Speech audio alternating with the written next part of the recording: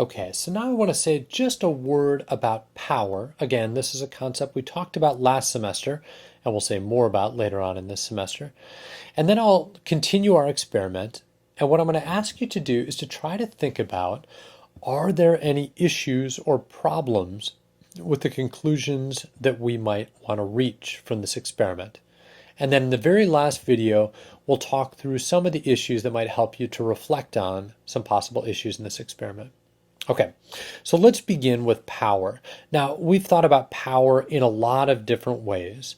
I'll bring up an illustration that you see in your book. This is the way that they think about it. So one of the ways to think about power is our ability to detect differences or relationships between two variables when they actually exist in reality.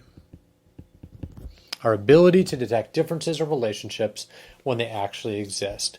Now, so one way to think about this is you could think about these relationships or differences as this treatment effect. In a simple experiment, what we want to know is, does our treatment or manipulation impact people on the dependent variable? Okay, so sometimes what happens is it does. Let's say we make someone angry and it does decrease their listening skills, but we fail to detect that. We fail to detect it. We lose it in what the book calls the jungle of random error. And this is what's called a type 2 error. Failing to detect significant results or significant findings when there actually is a difference or there's actually a relationship. But what we can do is we can try to increase our power. And type 2 error is due to low power. So when our study lacks power, we tend to make this mistake. We miss real relationships when they're actually there. There's a couple different ways that we can actually increase the power in our study. One of them is to try to cut down on random error. In other words, we want to try to, if we're trying to cut down on random error, we want to minimize other uncontrolled variables. And one of the ways that people do this in experiments is to actually conduct those studies in labs where you control your environment. Sometimes people conduct those studies with people who are all very similar to one another, so all college students, all females, all individuals who are 5'9" and with an IQ of 105. The more of the random error or differences that you can cut down on, the better you're going to be able to actually detect your treatment effects. The second way that you can do it, though, is to actually build up your treatment effect. How do you do this? You use more powerful manipulations. In other words, if we're manipulating people by increasing their anger, in this study, we might have just had them watch a video that made them a little bit mad. In this one, we might taunt them to their face. We might trip them and push them down. We might remind them of every bad thing they've done to really crank up their anger levels, because the more their anger increases, the more likely that is to have a measurable effect on our dependent variable. Okay, so in other words, when we design our simple experiment, what we're trying to do is to reduce the effect of random error. Like we talked about before, one of the ways that we can do this is to standardize our procedures and our measures. I mentioned having this in a lab setting, but good measures, one of the things that you guys look for in your own experiments, reliable, valid measures, are another way of reducing this effect. Another way to reduce the effect of random error is to use a homogeneous group of participants.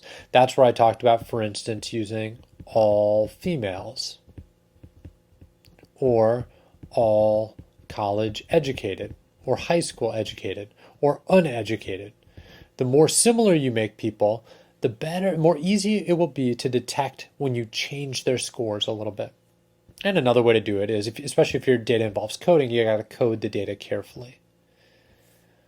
Ultimately, you don't have to worry that random error is going to bias your sample because you can let that error balance out.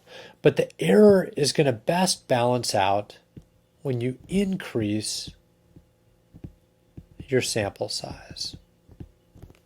So another way of doing this is to increase your sample size. The more people you have in your study, the more that error balances out, and the better able you'll be to detect differences when your manipulation causes them. And finally, the third one that we talked about is to create larger effects, manipulate people more strongly, because bigger effects are going to be easier to see. Okay, so taking this little review of power into play, let's think about our study. We're going to imagine you continue to collect data up at that LA Chargers game. So let's imagine that you take the first 8 women that responded and you tell them to come to campus on Monday for a test. And then you take the last 7 women and tell them to come to campus on Tuesday. You do the same thing with the men, taking the first 67 men and having them come on Monday, and the last 68 on Tuesday. Okay? So the first 8 women, last 8 women, first 67 men, last 68 men. And these are how you divide them into your experimental and your control group. Your experimental and your control group. Okay. I want to remind us about independence. Remember, one of the things we talked about last time was that your control and experimental groups should always be randomly assigned. In other words, they shouldn't be pre-existing groups. I'm going to ask you to think about, was there anything in how we recruited our participants here and how we assigned them to groups that violates this rule of independence? So why is it that you should not use 2 pre-existing groups? Well, because sometimes subjects or participants choose these groups, like if you had people decide when they were going to wake up in the morning to take your test, or if you chose people sitting at the front of the class versus the back of the class. Participants oftentimes choose these groups because of pre-existing differences. And it may be that the groups vary from one another in unsystematic ways. And for this very same reason, you shouldn't let your groups become groups. So for instance, if you randomly assign people to come to take your test, to take the control test on Monday and the experimental one on Friday, what you've done is you've let your assigned groups become groups. And what can happen here is things that you're not trying to manipulate, like in our earlier example, someone laughing out loud at the Disney video, a non-manipulation factor may start to actually vary people systematically. They may cause some change. So there's a tremendous amount of value in how you assign your individuals to manipulation versus control. There are lots of differences between people. Lots of differences. Most of these are what we call random error. These are just the ways that people differ from each other. They differ by gender. They differ by height. They differ by intelligence. They differ by ethnic or racial group that they identify with. They differ with respect to their upbringing, their socioeconomic status, their level of education, their favorite color. All these are ways that people differ from each other. And most of these we're not going to measure or manipulate. And when we don't measure or manipulate something, but people are still different, this is what we call random error. Now, the nice part with experiments in studies is the larger the group, the more the error balances out. And eventually, it pushes the differences between groups due to random error to basically or essentially 0. If you have 1 million people in group 1 and 1 million people in group 2 and they've been randomly assigned, those 2 groups should be essentially the same before your study begins. The average person in one group should be the same as the average person in another. When we use independent random assignment, this makes our treatment the only systematic difference between groups. Now, we talked about this last semester. This is a review, but remember, without random assignment, you do not have an experiment. We need random assignment to groups.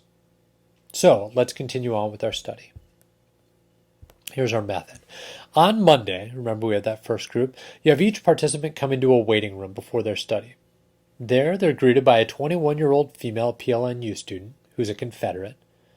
Now, the student introduces herself and tells each person that she was at the football game on Sunday and she's waiting to participate in a study. Then she pleasantly starts talking to the participant about the events of her week. The participant is called into the room and told that the female student was, in fact, a researcher and that they'll be quizzed on the things that she says. Each participant then takes a test on the facts discussed by the participant. In other words, this is a measure of listening.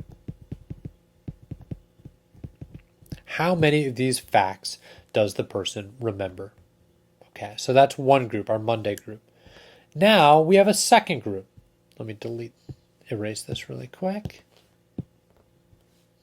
Now we have a second group. And our second group, it comes in on Tuesday.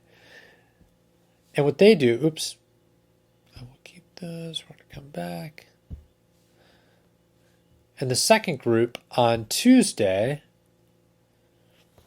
faces a similar scenario. However, this time, the 21-year-old female presents as grumpy while she starts talking about her week. Then she expresses anger and frustration with the participant for not caring about her plight. The participants then take the same test. In other words, this presentation of grumpy and angry, this is a manipulation of anger in the same way that we have a measure of listening. So think, which one of these is the IV and which one is the DV? Our manipulation is our independent variable and our measure is our dependent variable. Okay, so now let's take a look at the results and I'm going to ask you to critique this study. So when you tally the results, here's what you find. First, you find there's no significant difference in recall between men and women. Here are the percentages of how many of the facts they remembered and the p-value. There is, however, a significant difference between people who were exposed to the angry girl and those exposed to the pleasant girl. There's the mean number percentage of the facts that they remember from each of these groups and the p-value. So what you conclude is that there's no gender difference, but that all the differences in recall are due to how a person talks to the other. Next, as every good experimenter does, you rub it in your friend's face. So here's my question. I want you to fill this in the text box below.